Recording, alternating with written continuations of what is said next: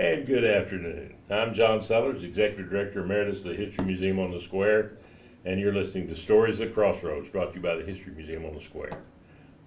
We're open Wednesday through Saturday from 10 o'clock to 5 o'clock and Sunday from 1 o'clock to 5. Come by and see us at 157 Park Central Square. We look forward to having you there. And today, I have a very special guest, somebody that has been a friend for a long time. I have watched him come from a callow student at Missouri State University, then called SMS, to entrepreneur and educator, and just generally a wonderful guy who has written a book about his early childhood in New Jersey, of all places. And it says, Reflections from the Beach, the Boardwalk, and the Neighborhood, by Nick Russo. Nick, welcome. John, thank you. Of course, there are those that would challenge that introduction. They would say you've got a little bit of a short memory, but I appreciate whatever compliments I can get at this stage of life. Thank you for that. We've known each other since the late '60s, early '70s. That's right. Yeah. And so it's been a day or two. Yeah. 50 years or so. Yeah, and thank you for sticking with me as long as you have. I've been a faithful customer of 6 different restaurants now. Yeah. And so, And remember that my wife prefers that you refer to St. Michael's as her restaurant, yes. Well, not mine. Yeah. She gets worked up about that one. Since she only lets you in there on Saturdays, that's pretty well it. Well, school's about to end, and she'll have me running around. My vacation, my 9-month vacation of teaching ends, and I work a little harder with all the running around she has me do during the summer season. So you grew up in New Jersey. Yeah. Before we get to talking about the book and everything that has to do with that, how did you end up in Springfield? I've got to be careful now with this conversation, because there were some critics teasingly about this when recently this went public. I was not a very good high school student, wasn't a very good elementary school student, but I survived, or maybe I should say my educators at Holy Spirit High School survived me. I had been rejected probably from over 30 colleges, and there are justifiable reasons why I was rejected. And during December of 1964, a neighborhood friend, Eugene Lopresti, came home for Christmas, and I was surprised to see Gene, because Gene had gone into the Trappist monastery. I didn't know where, but I later found out it was in Ava, Missouri. The monk's life didn't last for Gene, and so he then moved to what was then Southwest Missouri State University. I said, Gene, I gotta find a place that'll accept me, or else I'm going into the military, and my father wants me to go into the military because he thinks that's the best fit for me. I didn't think so, because all of my pals were, getting accepted to colleges, and it was a neighborhood of, we were going to be first generation college kids. My parents both had second grade educations. So Gene said, Nick, you need to apply to Southwest Missouri State University. They will accept anyone. I did not. That quote does not belong to me. It was a Gene Lopresti quote.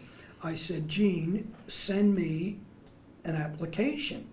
And fortunately, Nick Russo's one of his first guardian angels, Gene Lopresti, sends me that application. I applied.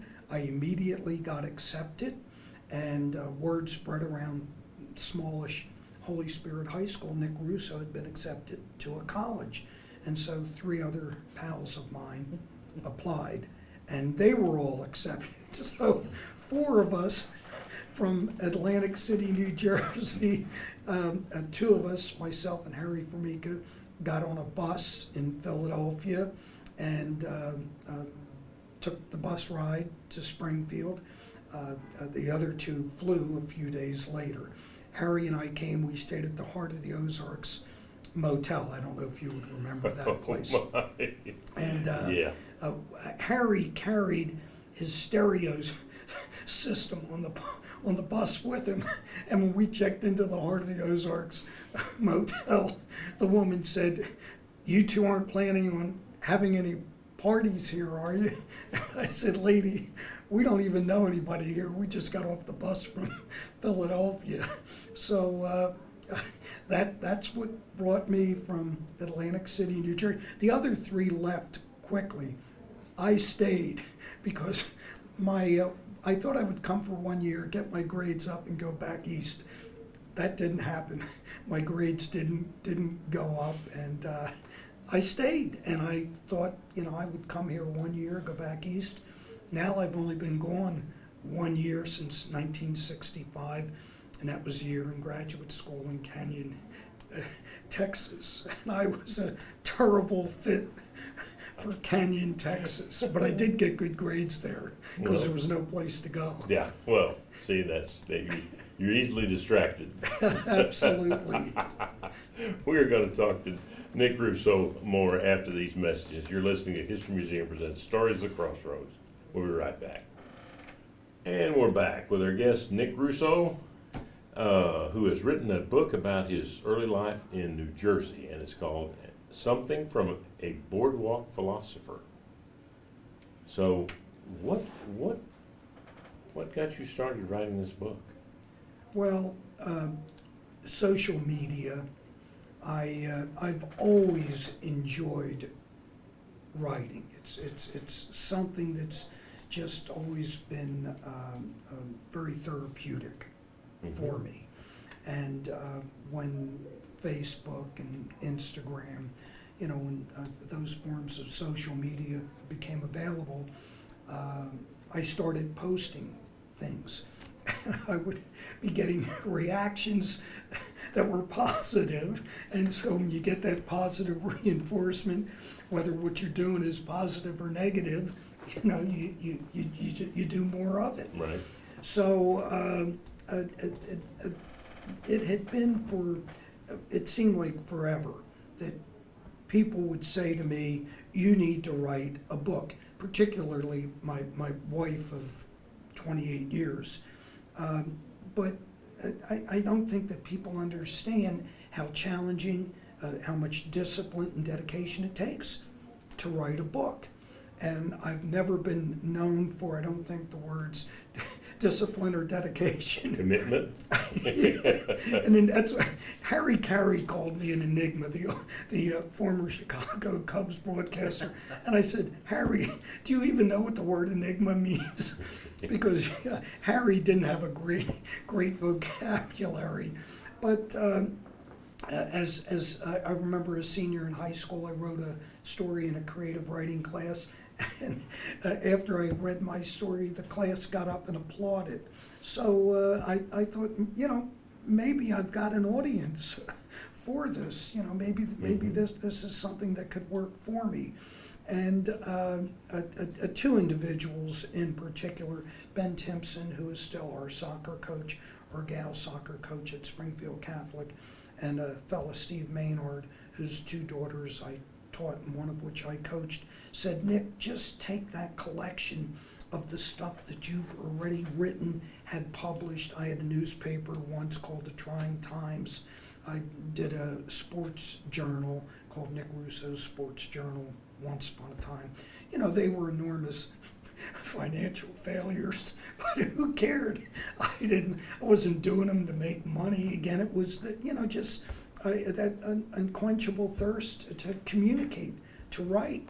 And so I thought, that's not a bad idea. It was time consuming to go back and to recapture and find all of that stuff. My daughter had put together a couple of collections of poems that I had written, and so I had those. So, you know, the resources were there. And John, I want to make mention that there is a lot of references within this collection of reflections of Southwest Missouri experiences. Of course, you have to remember, I only spent the first 17 years of my life on George Avenue in Atlantic City. I'm 76 years old, so the bulk of my time and the influences and the guardian angels beyond Atlantic City belong to my Springfield experiences, and they've been incredible experiences. I couldn't get a date in South Jersey, and it took me a lot of years to meet somebody in Springfield, but you know, I met my one and only wife here. So, you know, this place is, to say important to me would be an understatement. Right, yeah. And, you know, when you look at it on the whole, and we'll talk about this a little later probably, is at any given time, you were on the radio, you were running a business, you were I was teaching at Parkview teaching, and Central while I was doing a lot of this stuff. So I mean, you had three hats on all the time, just pretty well. Yeah, but John, they all fit. I never looked at it, and I know how blessed I am by having had opportunities. I don't think I've ever had a day of work that I didn't enjoy. I've always been placed in situations that were, well, I'm getting paid to do this. Now, I can probably go back to a job I had that didn't last very long on the boardwalk in Atlantic City. I was making charm bracelets for gals, and I was misspelling too many of their names and having to discard the bracelets. I think I was costing the guy more money than what I was making him. But yeah, that was the one. I don't think that position lasted a week. But even the experiences where, and I talk about my high school and even into college job, working at Dino's sub shop for a gal named Claire Sapinar, and I was terrible. I mean, she hired me as a delivery person. I didn't know my way around Margate, New Jersey, and she would tell me how stupid I was, and here you are coming back with all the sandwiches because you couldn't find any of the plate. Why did she keep me employed? And I would say to Claire, she'd say, Nick, shape up, and I'd say, or ship out. She'd say, no, shape up. I mean, she must have had such an affection for me to have kept me employed. That's one of those fascinating little points. When you tell about what was your job during lunch rush? This is how this lady loved him. Yeah. What was your job during lunch rush? We would get now. I lost my job there at Dino's as a delivery driver for obvious reasons, and then my driving skills were well, and you off. couldn't find your way across town even here. No, I've always been challenged there. But we would be very busy at lunch. It was a very popular sandwich shop. So Claire would say, Nick, when it got busy, Nick, go stand back by the pizza ovens. I said, Claire, nobody orders pizzas. We don't sell pizzas at lunch. She'd say, yeah, I know. But she was paying me the same to get out of the way. Then one day I was making sandwiches, and a couple of nuns came up to pay for the sandwiches. And I said, oh no, sisters, I would never think of charging you. And I looked over and I saw Claire, and her eyes got so, did he just do what I think he did? And she said, what the heck did you just do? I said, Claire, you mean you would charge those nuns for their sandwiches? She said, absolutely. I said, what kind of a Catholic are you? She said, you dumb this and that. I'm not Catholic. So I went home and I said to my mother and father, You know, I had this conversation with Claire after I gave away a couple of submarine sandwiches to a couple of nuns. And I told my parents how they responded. And they responded the same way as Claire. You dumb son of a gun. Don't you know she's not Catholic? It's her husband, you know, because I was confused. She had a Catholic name, an Italian name, Sapinor. It's her husband, Pat. I didn't get it then. I still don't know that I get it, but it's okay. It's okay. So, John, in answer to your question, I never felt like I was over when I was teaching at Central High School. Ron Cordery was the principal there, and Ron said, "Nick, this is so neat that you've been assigned here. There are a number of these student athletes that would like to meet you." I thought, I don't know how many teachers walk into the classroom and get that kind of a reception. Yeah. So, it's the Lord has sent a lot of guardian angels, of which, as you well know, without going into detail, Yeah. you've kept me from being incarcerated on multiple occasions, or at least getting Yeah. traffic violations. Yeah, or a sidewalk violation. Yeah. But that's a story for another day that won't be on the radio. So, of all the stories in this book, what's your favorite? Oh my gosh, John, it's just the whole collection. It is so significant to me, and it's my story. It's my life, and I hope that individuals that read the book recognize. I hope that they can relate to the sensitivity, another time, another place for them. But the stories about my parents. My mother thought there was something wrong with me. I don't know that she wasn't right. I used to make these tapes about the Great Garwood Mills robbery, glamorizing kind of a Bonnie and Clyde, Butch Cassidy and the Sundance Kid before those things, the Phantom of the Inlet. These I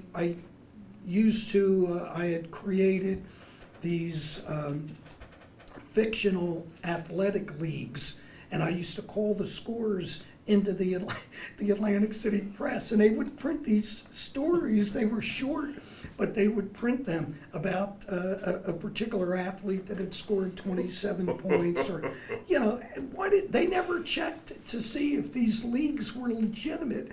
And so at Holy Spirit High School, they would come to, did you read in the Atlantic City Press about how many, it was a kid that didn't even know what a basketball was, or the little Army Navy game Paul Kolanjeski scored the winning touchdown in a game that didn't exist. I love all of that, and I hope that it shows, and that it has shown in everything that I've done. So when you got to Springfield, Yeah. how did you get into radio here? Well, when I opened the Iron Horse, I was a state rehabilitations counselor. The car was across the street, the railroad car, and I thought, maybe I'll open a bookstore there. And then one of my friends said, "What do you know about bookstores?" Well, I was an English major, so he said, "You've always wanted to open up a sub shop." So I did that. I opened up the sub shop, and just kind of. What was your question? Yeah, one thing led to another. Oh yeah, that was the one thing. Yeah. Yeah. So you opened a sub shop, and then you added beer to the equation. Jim Stanley, program director at Kick Radio, came in. He knew that I enjoyed sports. I was sports editor of the Southwest Standard in the early 60s, 1965. He said, "You ever done radio?" I lied. I figured it's a venial sin. So I said, "Yeah, I did it on a WMID radio. My nickname was the Jersey Giant. 5'6.5". I was the Jersey Giant. So he hired me. to be their sports director. We will hear more about this in the next half hour. You're listening to History Museum presents Stories of the Crossroads. I'm John Sellars, and we'll be right back. And we're back after a long musical interlude there. The lovely and talented Robin got interested in the book. Moving on. As I do every week, we've got headlines from 100 years ago from the paper. The senior high school commencement will be in the form of a play given by seniors, first presented in 1914, showing the early history of the city, and it will be done at the Landers Theater, the Landers Orpheum on Walnut Street. The local race fans have chartered a rail car and reserved box seats for the Indianapolis 500. Can you imagine chartering a rail car from Springfield No. to go to Indy to see the 500 in 1924? Wow. Yeah, so they were serious fans.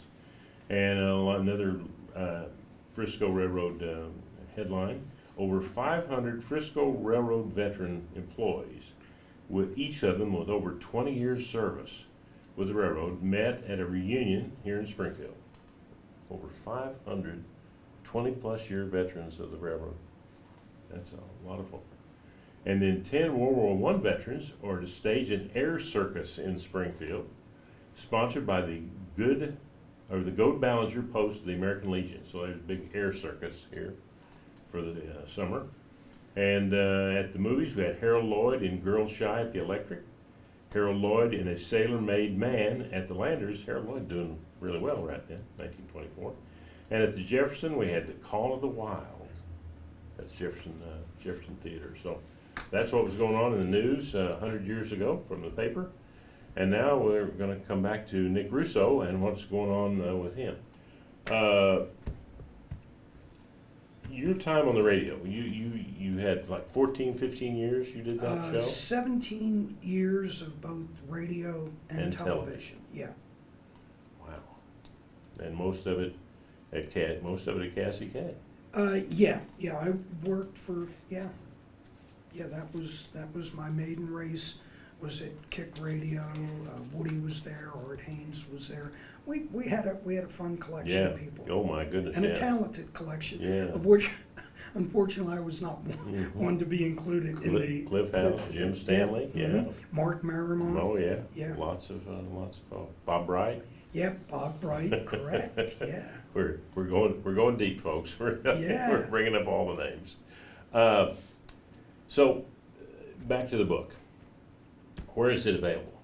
Well, it's available at St. Michael's, Mm-hmm. so you can go in and get a copy.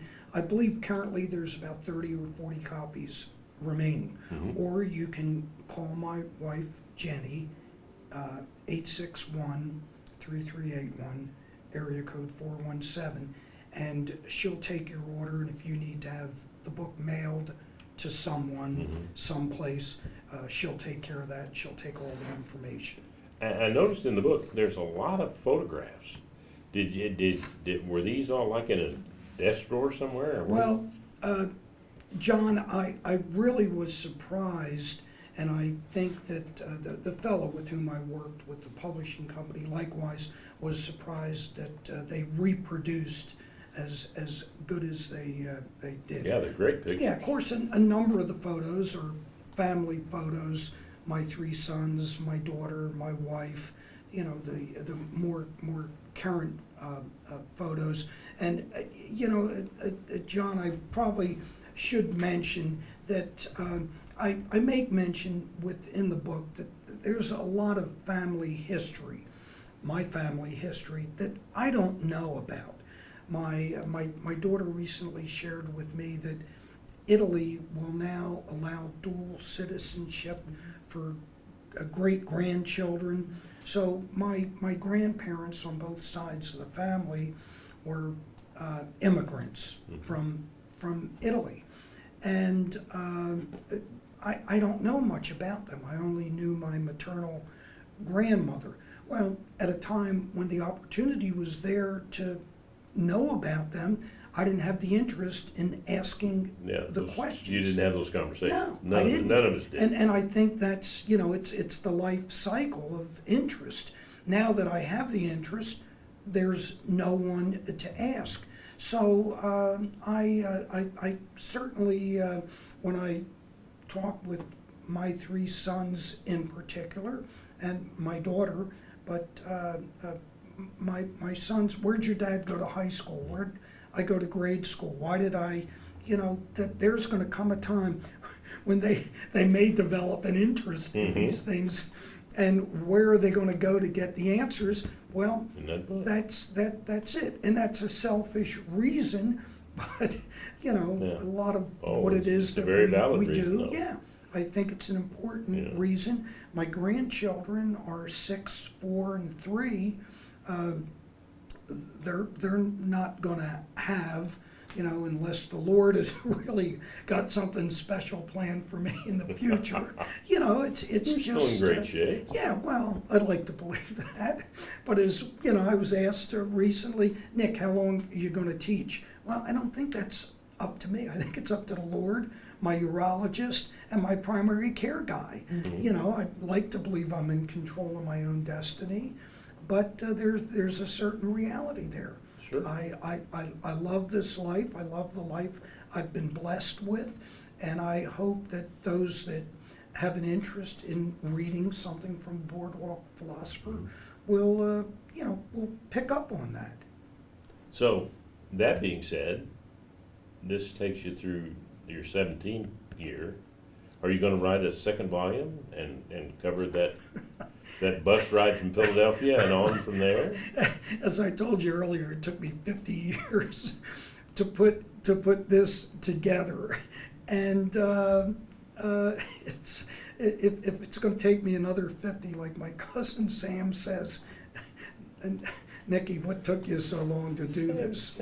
Sam's always been kind of a negative guy, though. You got to be more positive. Yeah, I've never moved real fast, so it's an idea. Yeah. Summer's coming. I don't teach a summer school. I didn't share this with my wife, so I know she's listening. This will be a first time a piece of information for her. In the fall, I thought, and my life has always been directed by romance. It's never been money. It's always been romance, so I thought it'd be a pretty romantic notion to have the opportunity to go back to the school that suspended me for 6 weeks my senior year, which of course brought me to Springfield, Missouri, to go back there and teach summer school, to have one summer there. You are a glutton for punishment. Well, I thought that would be terrific, and maybe the cross-country coach would allow me to, So I didn't want to make this request to my wife or my sons until I got a positive response. So I got hold of the principal at Holy Spirit High School, Dr. Tom Farron. I'd never met the guy, knew nothing about him, but I sent him a correspondence through the school email, and he got back with me and he said, Nick, we don't offer a summer school at Holy Spirit High School. So there was not the opportunity to even broach that conversation with my wife about how about all of us going back, and it'd be like an all expenses paid trip to Atlantic City for the 6 or 8 weeks of summer school. Dr. Farron and I communicated a little more, and I made a promise to him that I was doing this project with this book, and I would send him a copy.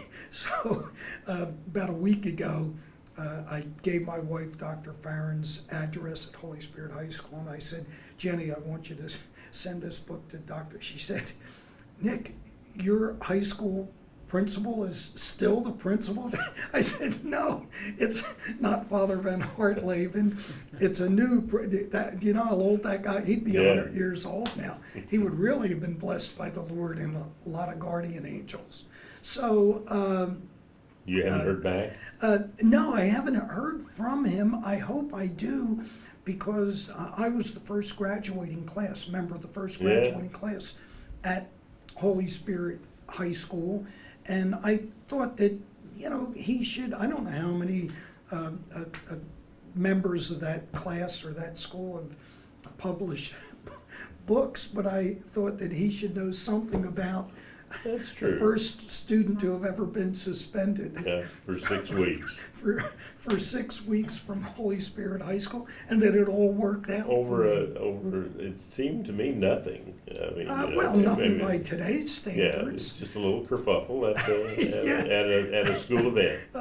I was having a good time making pretend that I was Michael Jackson on the dance floor before his time. Because you had some, Well, I had never drank liquor in my life, but we had our high school senior dinner dance. Mhm. I made it through the dinner fine, but me and two of those other guys yeah, that came with you to that school. came with me, they were likewise suspended. I think what got me in the most trouble is when I proved that white men could jump, and I leaped up and grabbed the mistletoe off the ceiling and kissed a girl named Kathy Mannering.